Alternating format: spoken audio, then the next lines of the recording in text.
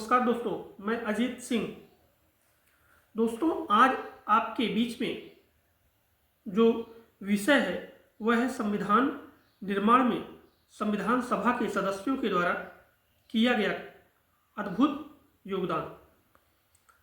दोस्तों, जिस संविधान निर्माण के लिए डॉक्टर भीमराव अंबेडकर साहब को भारत रत्न से नवाजा गया, इतना महिमा मंडित किया गया, उसी संविधान निर्माण में किए गए योगदान के लिए सर बी.एन. राव साहब को भारतीय इतिहास में नेपथ्य में कर दिया गया।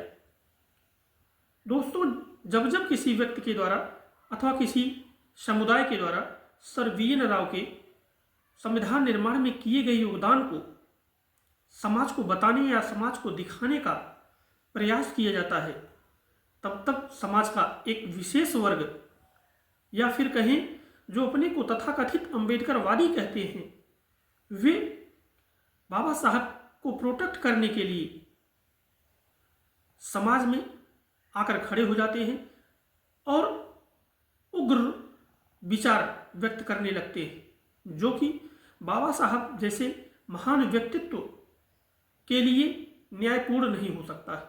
क्योंकि बाबा साहब का व्यक्तित्व इतना बड़ा था, इतना महान है कि उसको किसी व्यक्ति अथवा समुदाय को सुरक्षा देने की जरूरत नहीं पड़ सकती।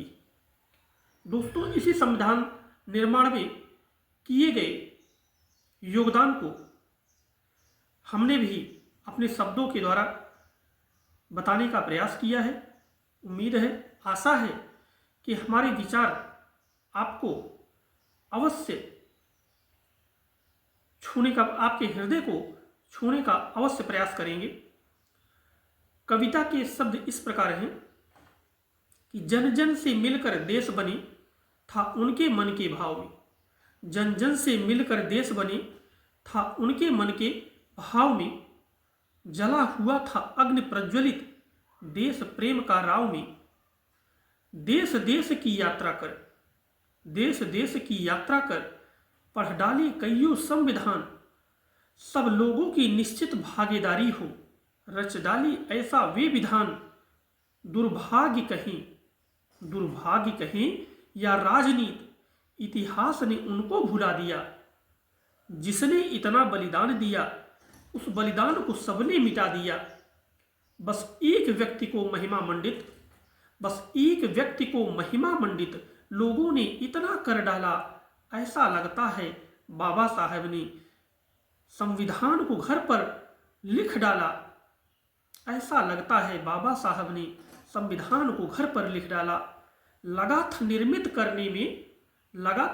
करने में लगभग जिसको था 3 वर्ष।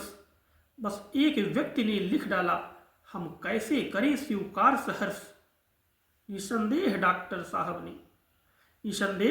साहब ने अद्भुत सा योगदान दिया, पर संविधान सभा में राव ने भी न रत्ती भर कम